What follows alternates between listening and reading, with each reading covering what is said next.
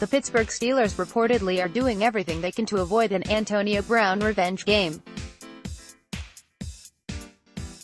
The Steelers would prefer to trade their all-pro wide receiver to an NFC team for competitive reasons, ESPN's Gerry Fowler reported Friday. But if Pittsburgh has to deal with an AFC team, it certainly won't be the Patriots. New England and the other three AFC North teams are no trade zones for Brown, Fowler reported. The MMQB's Albert Breer and the Pittsburgh Post-Gazette's Gerry Dulac also reported the Steelers have no interest in dealing Brown, who officially requested a trade following a Tuesday meeting with ownership, to their top AFC nemesis in New England. Pittsburgh general manager Kevin Colbert even suggested as much publicly, albeit in less definitive terms. I mean, when you're trading away a player like this who could determine your own record and your own Super Bowl potential, of course you want to not trade him to teams that might be a factor, Colbert said Wednesday, via ESPN. But if those teams step up and say, look, we'll give you the best picks or the best players, then we have to make that judgment. Okay, yeah, they're a competitor, but what they're giving us far exceeds what these other folks are willing to do. So will we be selective? It depends on what the compensation is. The Patriots have beaten Pittsburgh in 5 of their last 6 meetings, so it'd be a shock if Colbert agreed to give Tom Brady one of the best offensive weapons in the NFL. As such, New England also would prefer Brown get dealt out of harm's way to the NFC instead of a potential AFC contender like the Indianapolis Colts.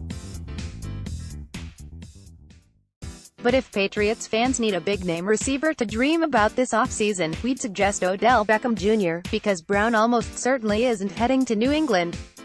Click here to download the new My Teams app by NBC Sports. Receive comprehensive coverage of your teams and stream the Celtics easily on your device. Who needs a beach vacation when you can watch college basketball in central New York? Rob Gronkowski apparently had that same thought, as the New England Patriots tight end showed up to the Carrier Dome in full orange regalia Saturday night to watch Syracuse battle No. 1 Duke. Gronkowski hails from the Buffalo area. He grew up in nearby Williamsville, NY, hence the allegiance to Syracuse, about 150 miles east on I-90. Gronk is in the Dome supporting the Tangerine Pick. Twitter.com/SG6KXGVUH. College Game Day. At College Game Day, February 23, 2019, the 29-year-old rolled in with a crew, too, as his brothers joined him in courtside seats for the high-profile matchup. Look who traded his Patriots uniform for a Q's1, at Rob Gronkowski walking into the Carrier Dome. Pick.twitter.com/Reich2F6VP, Jim Weber, at Jim Weber, February 23, 2019 when Gronk sees a 69 tweet. Pick.twitter.com/M5NSA8SC55, CJ Fogler, at CJ0, February 23, 2019 It looks like Gronk even got his own custom jersey for the occasion, a No.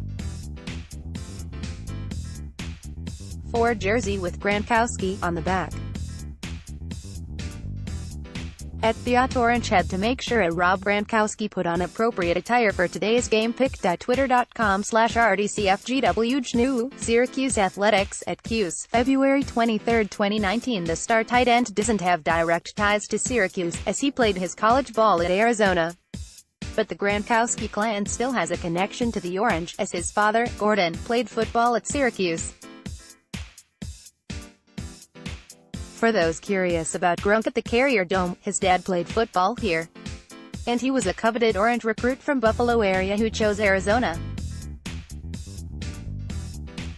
https://t.co/epkinargzub, Pete Thamel, at Petithamel, February 24, 2019 Gronkowski still hasn't decided whether he'll return for the 2019 season, and it appears he's still enjoying his time away from football with some nice quiet family time.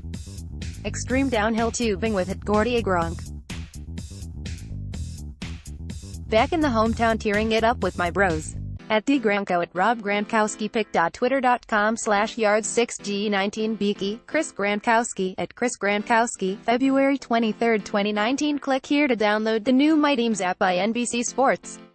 Receive comprehensive coverage of your teams and stream the Celtics easily on your device.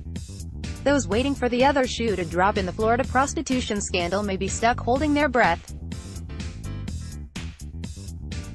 ESPN's Adam Schefter prompted massive speculation Friday by mentioning on SportsCenter he was told Robert Kraft is not the biggest name involved in a Jupiter, Florida, bust that resulted in the New England Patriots owner being charged with 2 counts of soliciting prostitution.